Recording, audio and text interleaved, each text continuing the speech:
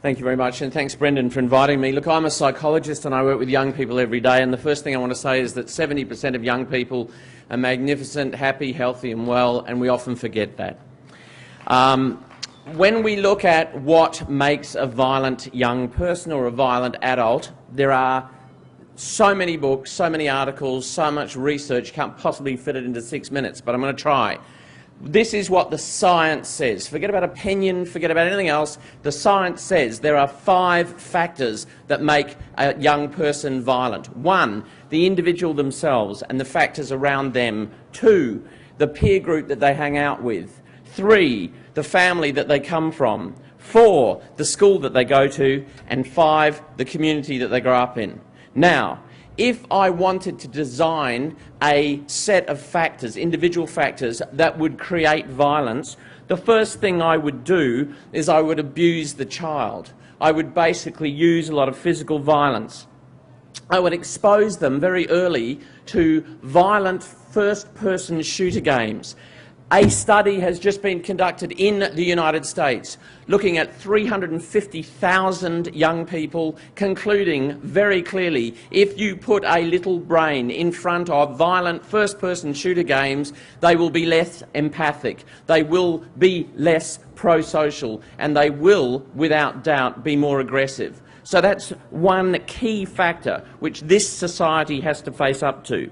On top of that, if you have a whole lot of young people who are brought up without good male role models around them, under-fathering is a major societal issue which no one wants to talk about. But the bottom line is that men, good men, give something which is complementary to what women give their children, but it is also quite unique, and that is a problem. So if we look at peer factors, if I hang out with a whole lot of young people who are disaffected, disaffiliated, who basically don't have connections with adults, charismatic adults in their life, there is another factor why young people will become violent. If they grow up in families which have never demonstrated conflict resolution, anger management, problem solving, or how to name or recognise your own thoughts and feelings, that's also going to predispose you to violence. That'll be your default position.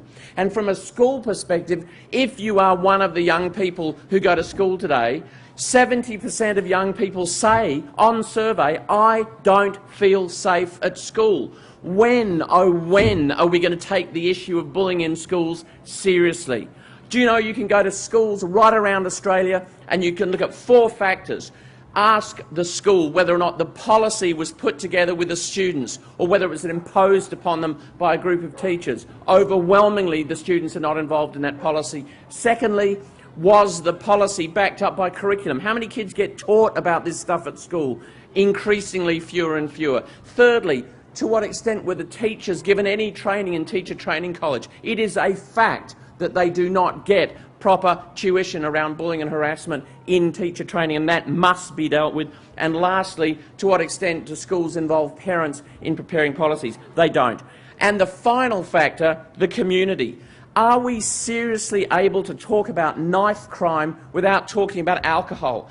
Are we all mad? We spend we allow the alcohol industry to spend $1 million a day advertising directly to young people, and then we wring our hands about the seemingly insoluble dilemma around alcohol-fueled violence. If someone came from Mars and actually looked at us, they would truly scratch their head and wonder, or both heads, and wonder what, in fact, we are doing. What we also know, and this is the good news, is psychology has studied what builds resilient young people. And we know that if we were to give young people growing up in Melbourne a charismatic adult, somebody from whom they could draw strength, someone from whom they could actually feel safe and valued and listened to growing up, that would be a big plus. If we were able to teach them social and emotional competencies in primary school, teach them conflict resolution and anger management, we don't do that. Why not? We know that major transition times, the transition from primary to secondary school, is the first time that kids are exposed to violence, but we equip them with nothing to do with it. Thirdly, we need to recognise that young people who are bored are young people who will get themselves in trouble. Boredom is the worst enemy of Australian youth. We need to give them what we call islands of competence. Robert is doing the right thing in engaging young people, giving them things like sport, art, music, dance, drama, film to occupy themselves. This is, in fact, evidence-based, logical way to go. Fourthly, so many of my clients who get themselves involved in this kind of violence are spiritual anorexics. Please understand, they have a hole in their soul. There's nothing there. Nature abhors a vacuum. So they fill that vacuum with alcohol, they fill it with material things. We actually do need to address some of those old-fashioned values. And lastly, we need to talk about what goes on inside the minds of a young person, their self-talk. We have a pandemic of rigid, inflexible self-talk, and we need to address it, and we need to address it now. Thank you.